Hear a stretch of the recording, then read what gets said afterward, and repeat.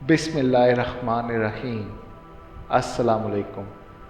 آج ہم پڑھیں گے حضرت خضر کا دل کو چھو لینا والا واقعہ۔ ایک مرتبہ حضرت خضر علیہ السلام دریا کے کنارے بیٹھے تھے۔ اتنے میں کسی سائل نے ان سے سوال کیا، اللہ کے واسطے مجھے کچھ عنایت فرمائیں۔ یہ سن کر حضرت خضر علیہ السلام پر بے ہوشی طاری ہو گئی۔ فرمانے لگے، بھائی میں تو صرف اپنی جان اور مال کا مالک ہوں۔ تم نے مجھ سے اللہ کے واسطے سوال کیا ہے، لہٰذا میں اپنی جان اور ذات تمہارے حوالے کرتا ہوں۔ تم جس طرح چاہو اس کو استعمال میں لاؤ، بازار میں فروخت کر کے اس کی قیمت سے فائدہ اٹھاؤ۔ چنانچہ سائل ان کو بازار لے گیا اور ایک خریدار سائم بن رقم کو فروخت کر دیا۔ یہ خریدار ان کو اپنے گھر لے گیا، جس کے گھر کے پیچھے ایک باغ تھا۔ سائم نے حضرت خضر علیہ السلام کو ایک کودال دے کر کہا، سامنے والا پہاڑ جو 3 مربع میل رقبے میں واقع تھا، کاٹ کاٹ کر باغ میں ڈالتے رہو۔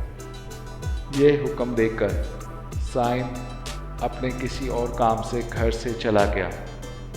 حضرت خضر علیہ السلام اس پہاڑ سے مٹی کاٹ کر باغ میں ڈالتے رہے۔ جب سائم واپس آیا تو اس نے گھر والوں سے دریافت کیا، تم نے غلام کو کھانا بھی کھلایا یا نہیں؟ گھر والوں نے جواب دیا کہ ہمیں معلوم نہیں غلام کہاں ہے۔ یہ سن کر جب سائم خود کھانا لے کر باغ میں آیا تو اس نے دیکھا کہ غلام یعنی حضرت خضر علیہ السلام تمام پہاڑ کاٹ کر مٹی کاٹ کر ڈال چکے تھے اور وہ اپنے کام سے فارغ ہو کر مولا حقیقی کی عبادت میں مصروف تھے۔ یہ دیکھ کر سائم کو بڑا تعجب ہوا اور اس نے دریافت کیا، آپ کون ہیں؟ سن کر حضرت خضر علیہ السلام پر کچھ بے ہوشی سی طاری ہو گئی۔ جب افاقہ ہوا تو فرمانے لگے کہ بھائی میں خضر ہوں۔ یہ سن کر سائم کے ہوش اڑ گئے۔ خود سے کہا، یہ تو نے کیا کیا؟ ان کو غلام بنا کر ایسے کام پر لگایا؟ یہ تو انتہائی گستاخی ہے۔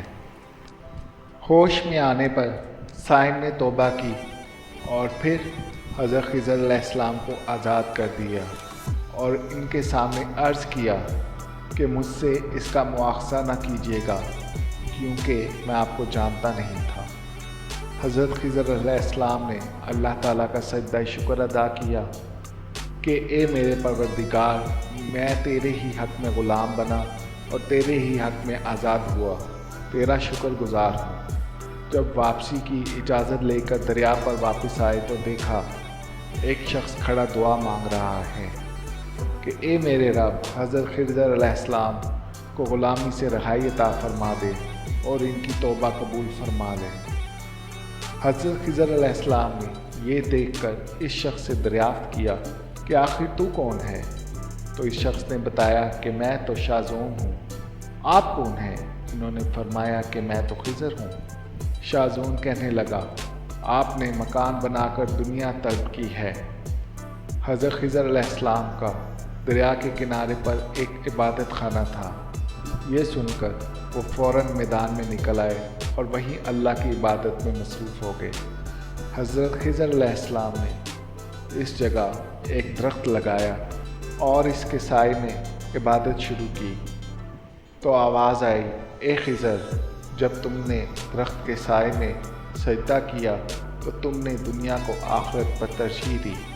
مجھے اپنی عزت اور جلال کی قسم ہے، مجھے دنیا کی محبت میں رضامندی نہیں ہے۔ بعد از حضرت خضر علیہ السلام نے شازون فرشتے سے کہا، دعا کرو کہ اللہ تعالیٰ میری توبہ قبول فرمائے۔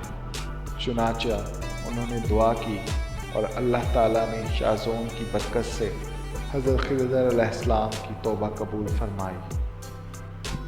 اللہ تعالیٰ ہمیں اس واقعے سے سبق حاصل کر کے نیک بننے کی توفیق عطا فرمائے۔ آمین یا رب العالمین۔